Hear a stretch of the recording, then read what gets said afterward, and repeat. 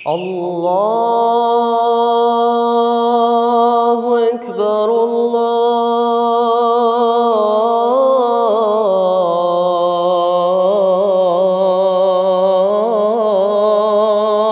अकबर, अल्लाहु अकबर, अल्लाहु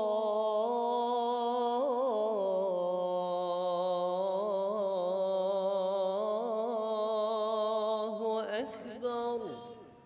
तो ये कब्रिस्तान है हमारा, इसी में सारे लोग जो है दफन हैं, जले हुए भी हैं, गोलियां लगे हुए भी हैं, तलवारों से काट दिया गया, ये वो जगह है। एक बड़ा अजीब सा वाकया है, एक घर के अंदर कुंडी लगा ली दहशत के मारे, 3 बच्चे थे, 2 उसके माँ बाप थे, तो वो बाहर से पेट्रोल डाल दिया और आग लगा दी और बाहर से कुंडी लगा दी, उन्हें भागने का भी रास्ता नहीं मिला, तो वो इस तरीके से जुड़े हुए थे, जले हुए। उन ऐसे के ऐसे उठा करके उनको कब्र में दफनाया गया। 1986 में बाबरी मस्जिद के दरवाजे खुलने के बाद उत्तर प्रदेश में सांप्रदायिक तनाव बढ़ने लगा। सन 1987 में मेरठ के मलियाना नरसंहार से एक दिन पहले हाशिमपुरा में यूपीपीएसी की 41वीं बटालियन के सी कंपनी के जवानों ने 42 मुसलमानों की गोली मारकर हत्या कर दी और उन्हें नज़दीकी नहर में फेंक दिया गया। सुप्रीम कोर्ट ऑफ इंडिया ने हाशिमपुरा हत्याकांड में 16 पीएसी के जवानों को उम्र कैद की सजा सुनाई है, लेकिन मलियाना नरसंहार में सेशन कोर्ट ने सभी अभियुक्तों को बरी कर दिया है और मलियाना नरसंहार के 72 मुसलमान परिवार जिन्होंने अपने अपनों को खोया अभी भी न्याय के लिए राह ताक रहे हैं।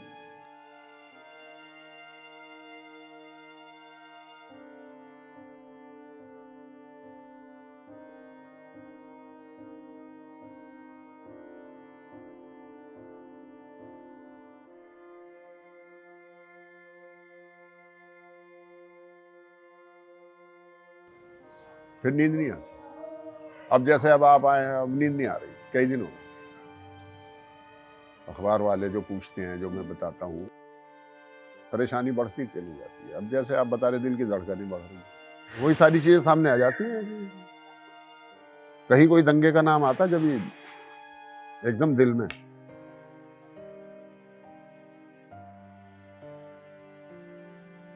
नक्शा सामने आ जाता है, सुनते ही वही 87 का मंजर सामने आ जाता है कि चारों तरफ से लोग जल रहे हैं, आगे लगा रखी है, चीख पुकारे हो रही हैं, गोलियां लगे हुए तड़प रहे हैं, कर्रा रहे हैं।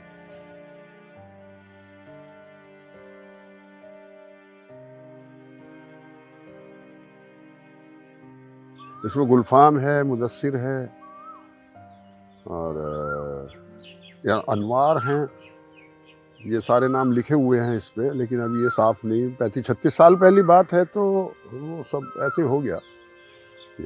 ये कब्र है। मैंने मौत अपने सामने देखी है, जुल्म अपने सामने देखा है। मेरा भांजा मेरी छत पे गोली लगी, मर गया। शाहाना को तलवार से काट दिया मेरे सामने, वो है, बच गई, पता नहीं कैसे बची। वकील है, गोलियां लगी हुई है, बच गए।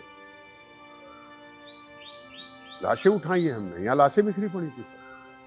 70, 75, 72, 73 आदमी मरे हैं। कितने लोग होंगे 72, 73 आदमी? तो वो मंजर भूला जाएगा?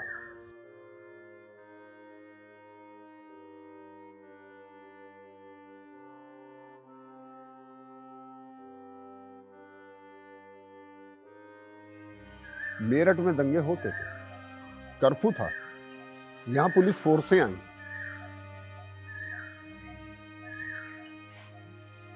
चारों तरफ से जो है घेर लिया। मैं पता नहीं ये क्या करेंगे, तलाशी लेंगे, क्या करेंगे, क्या नहीं। बलवाई साथ में, नमाज पढ़ के निकले तो गोली की आवाज आई। अरे गोली किसने चला दी? काहे के लिए गोली चलाई? यहाँ कोई झगड़ा ही नहीं था, कोई बवाल ही नहीं, कोई लेना देना ही नहीं था। इधर से भी गोली, उधर से भी, लूटो आग लगाओ, लूटो आग लगाओ। लोग उधर भाग रहे हैं, उधर से गोलियां लगे तो इधर भाग रहे हैं, पेट काट दिए, आगे लगा दिए। ये सब मंजर 2 सवा 2 घंटे चला।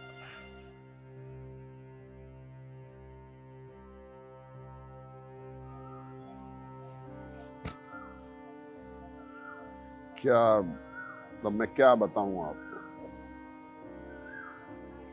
मैं अपने ऊपर बताऊं। मैं इधर दीपक, उधर से गोलिए, उधर से मार काट, जान बचाते बचाते पुलिस के हत्थे चढ़ गई। पुलिस ने पकड़ लिया, मेरा कुर्ता उतरवा के मेरे हाथ बांध दिए पीछे को, ले गए मुझे घर से बाहर। पहले यहाँ सब जंगल थे, अब तो बसावते हो गई, पहले जंगल था। यही पुलिस की गाड़ियां खड़ी हुई थी, अफसरों की गाड़ियां खड़ी हुई थी, यहाँ ले गए।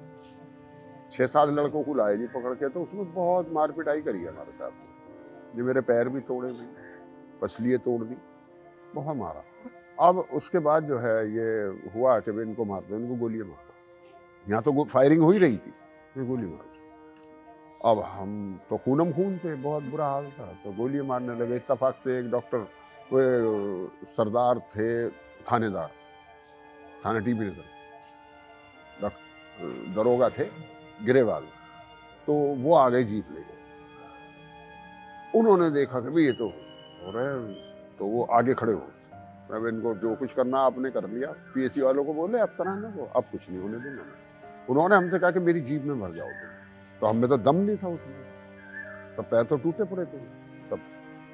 तो जैसे तैसे कुछ उनने मदद की, कुछ हमने, जीप में बढ़ गए हम, वो हमें ले गए थाने छोड़, तो हमारी वहां जान बची, यानी हम तो गए थे। और ये समझ में नहीं आ रही कि आया हमारा कसूर क्या है, हमें क्यों मारा जा रहा है। आज तक भी नहीं पता लगा कि हमें क्यों मारा जा रहा है, क्यों मारा था हमें। यहाँ कोई क्रिमिनल लोग तो थे नहीं, सीधे साधे किसान आदमी, गांव था ये।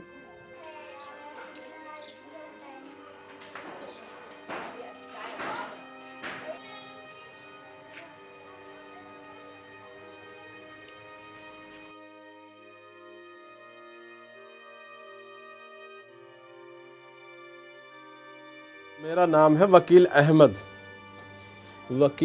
सिद्दीकी,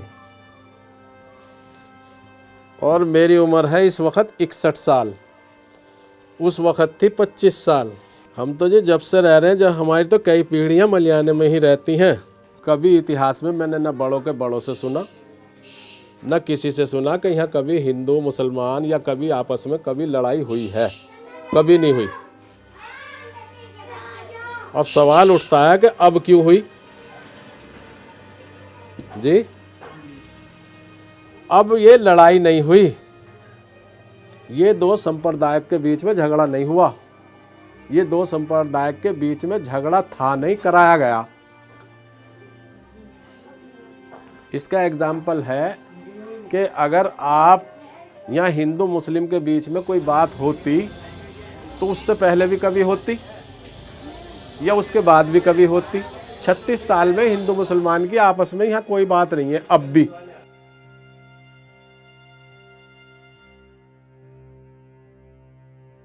लड़ाई तो वो होती है जो मैंने तुम्हें कुछ कहा, तुमने मुझे कुछ कहा। यहाँ तो ये सब हुआ ही नहीं। ये तो बस पुलिस आई गम गम करके, और उसने जो है इस जिस तरीके से ऑपरेशन किया जाता है ना, इस तरीके से ऑपरेशन किया, आए और जो है काटना और मारना शुरू कर दिया। हाँ, मेरे से पहले तो कई की गोली लगी, मेरे से पहले नसीर अहमद की गोली लगी, और जिसके भी पीएससी ने गोली मारी यहाँ मारी, जिसके भी गोली मारी यहाँ मारी, जिसके भी गोली मारी यहाँ मारी। एक मैं ही वाहिद ऐसा हूँ जिसके कमर में गोली लगी। नसीर अहमद की गोली यहाँ मारी, वो एक दीवार पे खड़ा हुआ यूँ देख रहा था, वरना नहीं तो यहाँ थोड़ी लगती। वो खड़ा हुआ यूँ देख रहा था, टांग में गोली यहाँ के लगी। एक उसके पीछे था, उसकी गर्दन में लगी, वो उससे बड़ा था। एक ही गोली से 2 मरे हो सामने वाले घर में।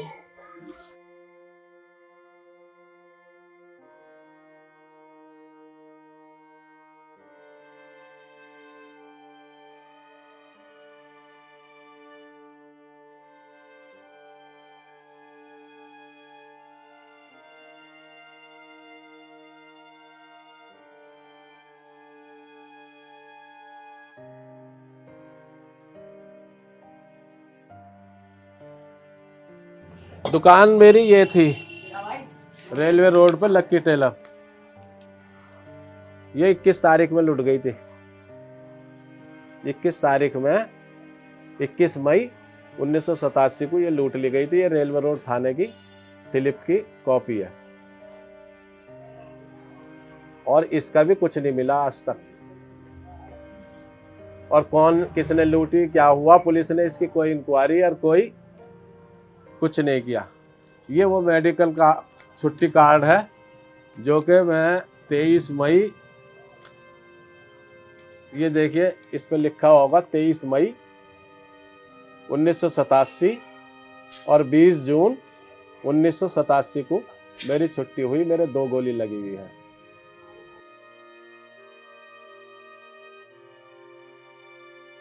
गरीब मजलूमों का यह केस है जो बहुत ही निहायत ही गरीब है।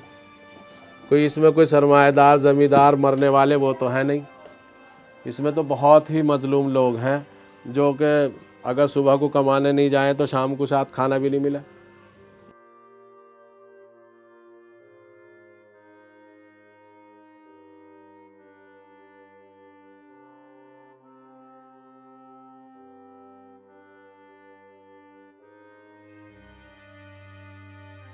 भैया हमने तो ये देखा कि लूट मार हुई, आग लगा दी, गोलियां चल ली, ये देखा हमने तो। भैया पहले तो हम निकल के कमरे पे चले गए थे, सामने कमरा भी था। हाँ, कमरे पे से आके हम फिर सामने वाले घर में पहुंच गए। वहाँ को एक कुंबल करा, दीवार तोड़ दी, वो दीवार तोड़ कर निकल गए, सब निकल गए। वो बच्चा हाथ छुटा के और वो घूम के अपने घर में आ गया। यहाँ जो ये लूट मार कर रहे थे उन्होंने पकड़ के और रिक्शे में डाल दिया उसे, वो यहीं जलाया गया बच्चा हमारा। हम ढूंढते फिर रहे, 3 दिन तक ढूंढा, 3 दिन के बाद हमें यहाँ मिला। 3 दिन के बाद मिला यहाँ पड़ा हुआ। फिर यहाँ से मेडिकल गया, पोस्टमार्टम हुआ। अब भैया नाम तो उसका था नौशादी, मगर बबलू नाम लिखा हुआ था वहाँ, किसी ने लिखवा दिया होगा बबलू, बल्लू और बबलू। बहुत ही परेशानी आई उस टाइम पर, बहुत ही ज़्यादा। कुछ घर में नहीं छोड़ा, सब आग लगा दी, न कपड़े पहनने को न खाने को कुछ नहीं था।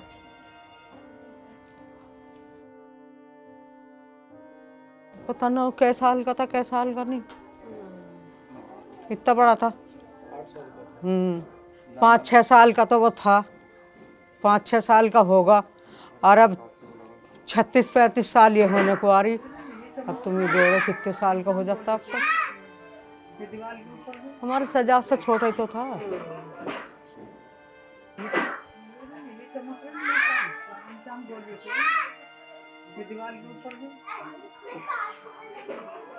भैया चले गए थे हम तो घर छोड़ के भी। हम तो कहीं रहते फिरे। हम तो बाद में आए यहाँ, फिर कहीं झोड़ पर लेट गए, कहीं किसी के घेर में लेट गए, कहीं लेट गए। हम तो जन कई महीने के बाद आए यहाँ।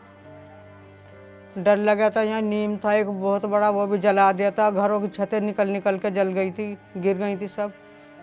बहुत बड़ा।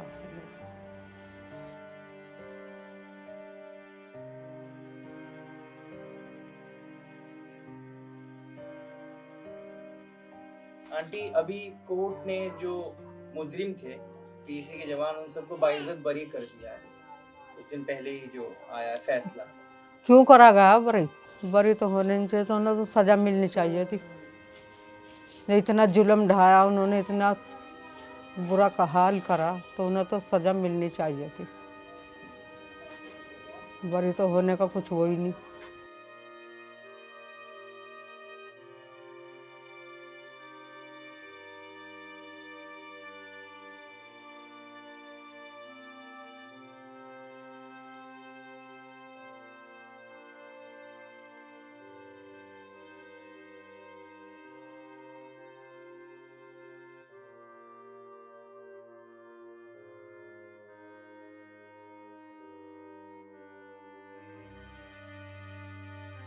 दिल में एक आग है, दिल में एक उमंग है इस बात की कि जिनने जो किया है उसको वो सज़ा मिले। हम ये ज़रूरी नहीं कि ना बेगुनाहों को भी सज़ा मिले, नहीं, जिन्हें कसूर किया उसको तो सज़ा मिले, कुछ तो हो। तो एकदम ही क्लियर हो गया ना कि किसी का कोई कसूर ही नहीं है। वो कसूर नहीं है तो किसने घर जलाए? फिर हमें जो है मुआवजा किस बात का दिया था सरकार ने? 20,000 रुपये मुआवजा दिया मरने वाले को, 500 रुपये जख्मियों को दिया है। मुझे भी मिले 500 रुपये, जख्मियों में था मैं। काहे के लिए दिया? 36 साल मुकदमा क्यों चलाया? क्या जरूरत थी इसकी जब हमें किसी ने मारा ही नहीं? मुआवजा किस लिए? ये मकान किस लिए बना? राजीव गांधी साहब आए थे, उन्होंने ऑर्डर करे कि ये मकान दोबारा से बनाए जाए। 106 मकान जलाए थे, सब मकान बना, सरकार ने क्यों बनवाए?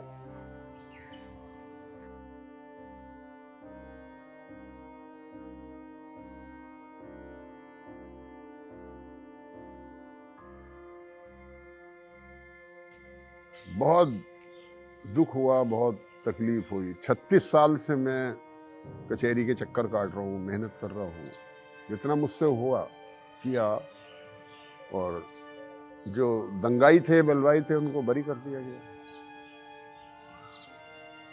अब मेरा तो एक ही सवाल है, वो सवाल ये है, चलो हमसे कहीं ना कहीं कोई कोताही रही है, कोई गलती हमारी रही होगी, गवाहियों में या इसमें उसमें जहां भी है। मैं ये समझना चाह रहा हूँ, 40-50 तो हमारे डेथ सर्टिफिकेट लगे हुए हैं, मेडिकल लगे हुए हैं, जख्मियों के मेडिकल लगे हुए हैं। जज साहब ने मुझसे पूछा पीछे देखो मुड़ के, मैंने देखा कि यही वो सब लोग हैं। मैंने कहा जी यही सब लोग हैं, इनके हाथ में ये था, इसमें हाथ में ये था, इसके हाथ में ये था, ये हथियार थे, इनने इसको मारा, इनने इसको मारा। और कैसे सबूत दें हम? कैसी गवाही दें हम? वो बयान आया ही नहीं, वो सबूत आया ही नहीं, वो जो मैंने कहा उसका पता ही नहीं कहाँ है। हो गया जी। अब ना तो हमें किसी ने मारा, भाई इनको बरी कर दिया गया, इन्होंने तो मारा ही नहीं हमें, इनका कोई कसूर ही नहीं है, पुलिस ने भी नहीं मारा हमें, तो क्या हमने खुद अपनी गोलियां मार ली? कितने राइफलें थी हमारे पास, चक्कू छुरे बाले कितने थे, कितनों को अपने आप ही गोलियां मार ली। अपने बच्चों को हमने आग में डाल दिया, जिंदा जला दिया गया, घरों को आग लगा दी गई, हमने खुद ही कर लिया क्या? ये कोई है जवाब किसी के पास? इसका जवाब कौन देगा? कोई नहीं देगा, बस बरी कर दिया।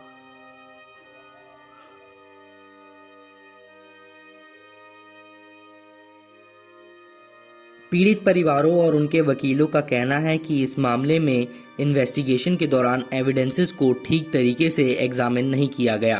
पुलिस ने शुरुआती दौर में ही एफआईआर की कॉपी कोर्ट के अन्य डॉक्यूमेंट्स के साथ खो दी थी, जिसके चलते मामले का फैसला आने में और इन्वेस्टिगेशन में देरी हुई।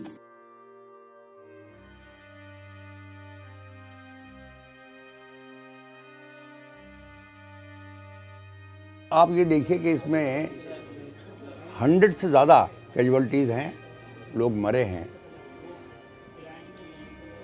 तो सिर्फ महल्ला शेखान और इस्लाम नगर के अंदर 72 कैजुअल्टीज़ थी।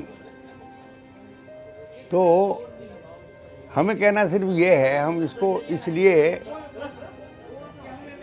मासएक्रे कहते हैं कि दूसरी साइड से किसी के नाखून भी नहीं लगा है, किसी की कोई इंजरी नहीं है।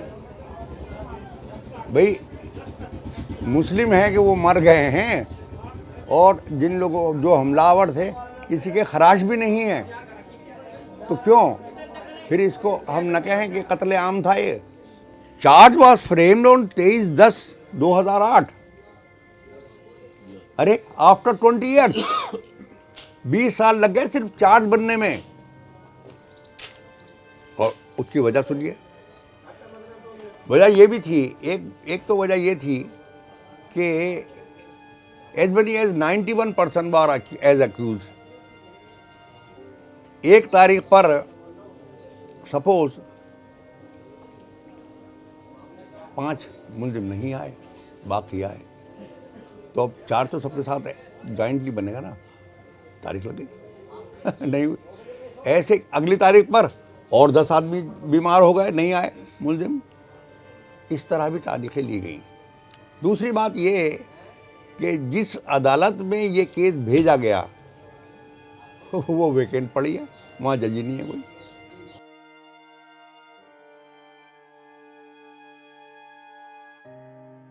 The Malyana tragedy is a horrible miscarriage of justice that happened in the year 1987 because it is alleged that the weapons that were attributed to the accused, those weapons did not exist. Then the name of the accused were picked up from the voters list. What kind of investigation is this? Were there any consequences, any penal action against the investigation, against a very shoddy investigation? I would say this is one investigation and one prosecution that requires the most deterrent punishment of all. Anyone who kills any human being or sways anyone to kill a human being is committing a heinous crime of 302 IPC. It is a different matter that the accused happens to be a PSC constable or police officers in uniform. Irrespective of the fact, there should be even a more harsh punishment if there is an indictment of the police officers on duty and if there is acquittal of all the accused. Who is guilty? I would say those who are guilty are the investigators, the prosecutors, and the state itself. 68 deaths is not an ordinary number.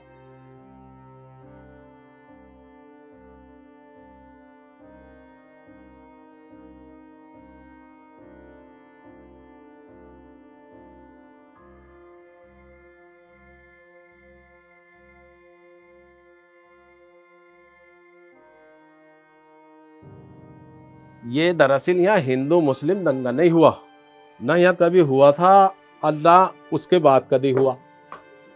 न इतिहास में कोई ऐसा मिलता कि कभी हिंदू मुसलमान यहाँ लड़े, या छोटी मोटी सी भी कोई कहा सुनी हुई यहाँ। हाँ, इन्होंने एक गलती करी बहुत भारी, जो कि इन्होंने स्वीकार भी किया। जब पीएससी मुसलमानों को मार रही थी और मुसलमानों के साथ दंगा फसाद हो रहा था, मुसलमानों के साथ जुल्म हो रहा था पीएससी का, तो ये थोड़ी देर तो देखते रहे 5-7 मिनट, और फिर ये उसके साथ लग गए। इन्होंने फिर तो इतनी लूट जनी, लोग आगजनी, लूट मार काट, बहुत लोगों को मारा, बहुत कुछ जलाया। मैं बयान नहीं कर सकता, बयान करते करते अब मैं जो है सही मायनों में थक चुका हूँ। मैं बताते बताते थक चुका हूँ 36 साल में, और मैंने अदालत में भी सब कुछ बताया है। एक ऐसी जो है कोई टीम काम कर रही है देश के अंदर जो मुसलमानों को एक तरफ करना चाहती है और हिंदुओं को एक तरफ करना चाहती है। क्या देश में ये पॉलिसी चलेगी अलग अलग रह के? क्या एक दूसरे के बिना, जब हम एक ही देश के बासिंदे हैं, एक ही देश में रहने वाले हैं, तो क्या इस तरह से हम अलग अलग रह करके क्या कारोबार कर लेंगे? मैं तो काला दिन मानता हूं जिस दिन देश का बंटवारा हुआ, पाकिस्तान बना, और उसमें सीधा सीधा जिन्ना को जिम्मेदार बना ठहराया जाता या है। लेकिन आज कौन सा जिन्ना है जो गली महल्ले और सब कुछ बांटने जा रहे हैं? अब तो गली महल्ले भी बट रहे हैं। इधर मुसलमान रहेंगे, इधर हिंदू रहेंगे, इधर हिंदुओं के बीच में मुसलमान नहीं रहेगा, मुसलमान। तो ये सब क्या हो रहा है देश के अंदर? ये कौन बांट रहा?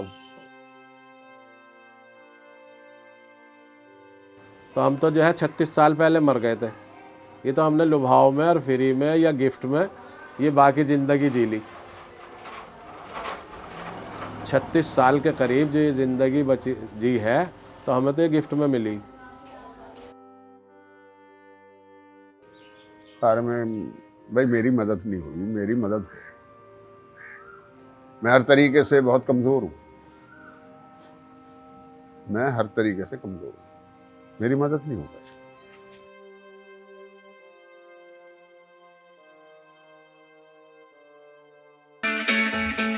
It's great to see you here. Thank you for watching our work.